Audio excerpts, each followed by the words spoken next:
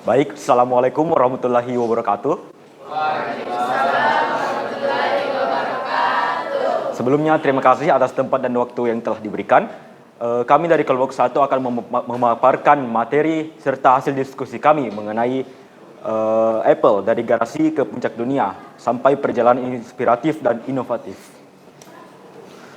Sebelumnya, izinkan kami untuk memperkenalkan diri terlebih dahulu.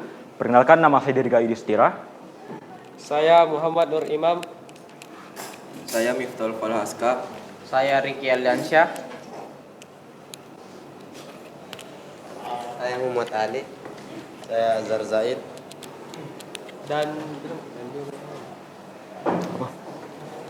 Lanjut, kami akan menjelaskan materi kami mengenai perjalanan Apple.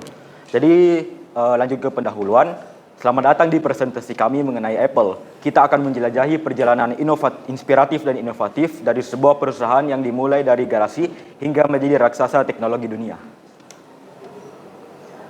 Lanjut ke awal mula Apple. Sebelumnya, Apple didirikan pada tahun 1976 oleh Steve Jobs dan Steve Wozniak serta Ronald Wayne dengan inovasi dalam desain dan teknologi. Mereka memulai perjalanan yang akan mengubah dunia. Apple pertama menjadi produk pertama yang diluncurkan dari generasi pertama mereka. Inovasi pertama pada tahun 1977.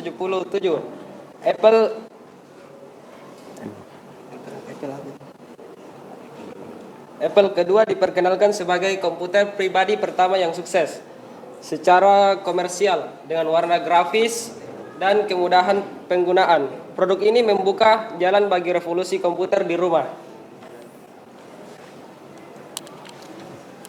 Tantangan awal. Meskipun sukses, Apple menghadapi tantangan besar di tahun 1980-an, persaingan yang ketat dan masalah manajerial mengancam keberlangsungan perusahaan, namun semangat inovasi tetap menjadi kunci untuk bertahan. Kembalinya Steve Jobs. Setelah beberapa tahun, Steve Jobs kembali ke Apple pada tahun 1997 dengan visi baru dan semangat yang diperbarui. Ia memimpin perusahaan menuju transformasi yang luar biasa, termasuk peluncuran produk ikonik. Peluncuran iMac pada tahun 1998, Apple meluncurkan iMac yang mengubah cara orang melihat komputer.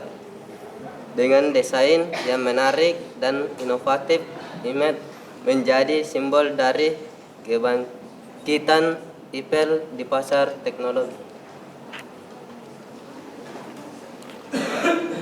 Revolusi iPod. Dengan peluncuran iPod pada tahun 2001, Apple memasuki industri musik. Produk ini mengubah cara orang-orang mendengarkan musik, menjadikan digitalisasi sebagai tren utama dalam industri hiburan. Lanjut, jadi setelah revolusi iPod, kemudian Steve Jobs berencana untuk melanjutkan teknologinya, yaitu iPhone. Lanjut ke era iPhone pada tahun 2007, menandai peluncuran iPhone yang pertama yang merevolusi smartphone dengan antara muka yang intuitif dan kemampuan yang luar biasa. iPhone mengubah cara kita berkomunikasi dan akses informasi. Jadi bisa dibilang Steve Jobs ini terinspirasi dari CEO dari BlackBerry. Jadi CEO dari BlackBerry itu mengembangkan smartphone, yaitu smartphone untuk berkomunikasi juga mengakses internet. Kemudian karena ingin menciptakan teknologi yang baru, Steve Jobs ingin mengemukakan teknologi baru yaitu layar sentuh, di mana pada tahun itu layar sentuh belum terlalu terkenal dan Steve Jobs ingin memperkenalkan layar sentuh kepada masyarakat. Lanjut ke ekosistem Apple. Apple tidak hanya menjual produk, tetapi juga menciptakan ekosistem yang terintegrasi dari iCloud hingga App Store. Semua produk saling terhubung, memberikan pengalaman pengguna yang komprehensif. Jadi di ekosistem Apple ini, Apple tidak hanya menciptakan barang seperti iPod dan smartphone, tapi Apple juga menciptakan barang-barang lainnya, barang-barang elektronik seperti komputer, kemudian juga smart home dan beberapa alat elektronik lainnya yang dapat terhubung dalam satu smartphone. Inovasi berkelanjutan. Apple terus berinovasi dengan produk seperti Apple Watch dan AirPods, fokus pada kualitas desain, dan fungsi menjadikannya pemimpin di pasar teknologi global. Tanggung jawab sosial. Apple berkomitmen untuk tanggung jawab sosial dan berkelanjutan dengan inisiatif ramah lingkungan dan program pendidikan. Apple berusaha memberikan dampak positif bagi masyarakat dan planet. Kesuksesan global. Saat ini, Apple adalah salah satu perusahaan paling berharga di dunia. Dengan inovasi yang terus berkelanjutan, mereka tetap menjadi pelopor dalam teknologi dan desain, menginspirasi generasi yang mendatang.